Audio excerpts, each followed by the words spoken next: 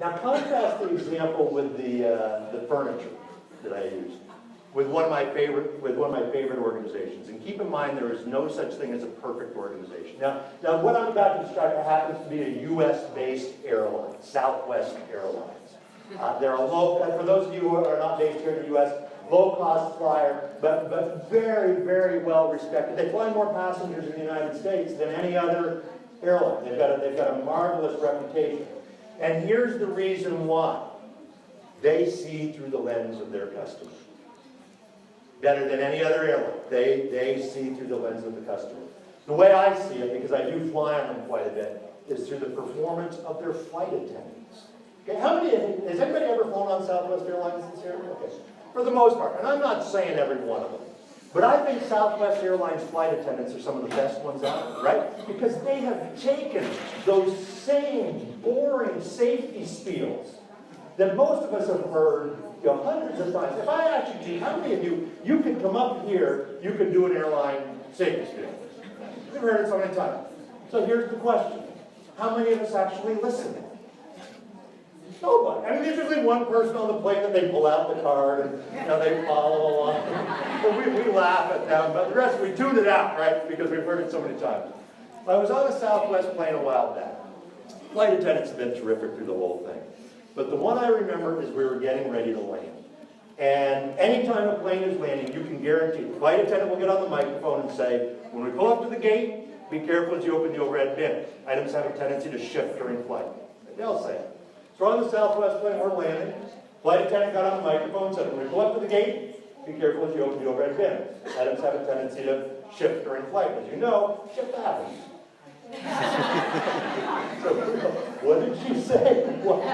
So we were hanging on every word. When the plane landed, and you know how they put on the reverse thrusters to slow the plane down? The co-pilot got on the microphone and went, whoa, big fellow, whoa.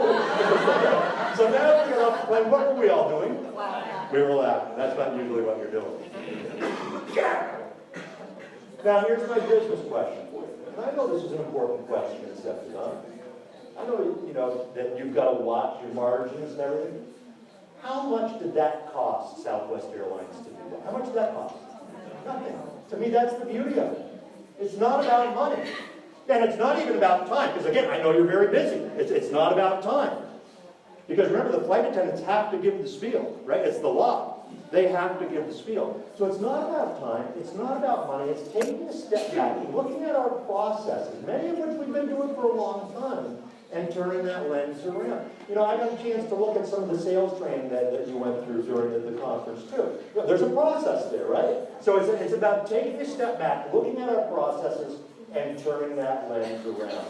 And when you do that, and you do it consistently, you start to understand why your customer, whoever you're interacting with, you start to understand why your customers may say some of the strange things that they say. Why they may ask, some of the bizarre questions I'm sure you get sometimes from your customers. Like one of my favorite questions that I used to get when I was with Disney is, picture Cinderella's castle in the Magic Kingdom, the castle. It's 180 feet tall. So that's what, 55 meters, roughly 55. It's big. You cannot miss it. Everything is built around Cinderella's castle. I would have guests come up and ask me, what? I was going to say, what do you think this is? The world's biggest restroom? I would have guests who would literally come up to me and ask me this question. What time is the 3 o'clock parade? How do you answer that? I always wanted to say, let me have your video camera. I'm going to videotape you asking that question. When you get home, invite your neighbors over. Show them the video. That'll raise your reputation in your neighborhood. I would be standing there in my Captain Nemo costume and my little sailor suit, my sailor cap. Guests would come up, do you work here?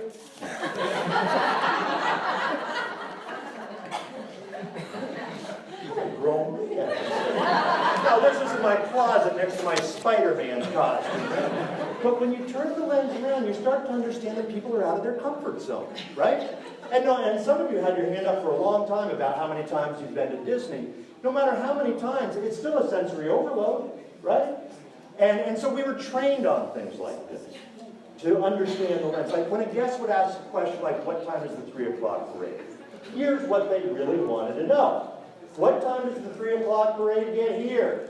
Because the parade's about a mile long. So that's what, about 1.5 kilometers roughly? Yeah. It's long. So it doesn't get to some spots along the parade route till about 3:30. So it really is a legitimate question, isn't it? But again, only if you're seeing it through their lens. And let me ask you this. If I'm standing there in that Captain Nemo costume, and a guest comes up and says, do you work here? What are they really asking? What are they really asking? Can you help me? Can you help me? Now they ask it in a funny way, do you work here?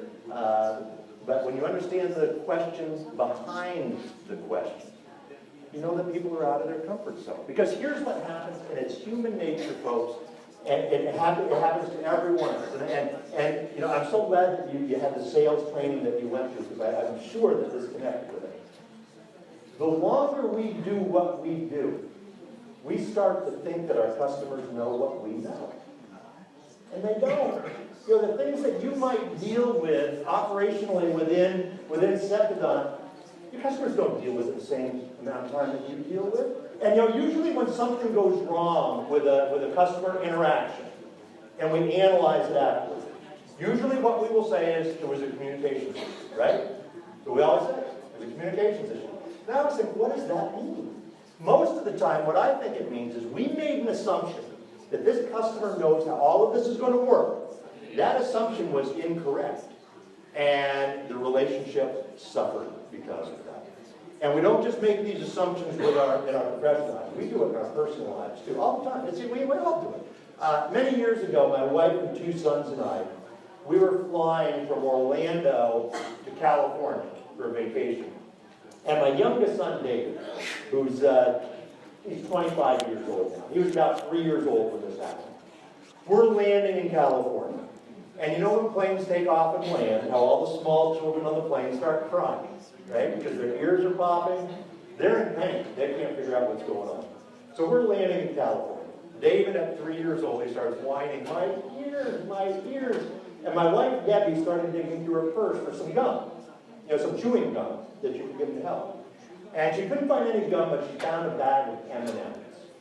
M&M candies. And this is one of those moments you wish you had a video camera. Because she pulls out an M&M, hands it to him, says, here, David, this might help. And he looks at it and he goes, okay. Is that the greatest thing? Where is a video camera when you need one? He hates that I tell that story. You're making me look like an idiot. But Debbie made assumptions, right? Debbie made assumptions. And David, he needed information. We ended up with this M&M stuff in here. But let me ask you this. If you hand something to a 3-year-old and say, this is going to help your ears, what's a 3-year-old going to do? They're going to put it in their ear.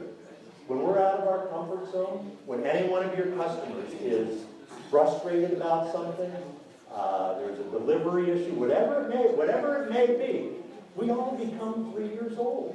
So we need to turn that lens around. And I want to show you a tool.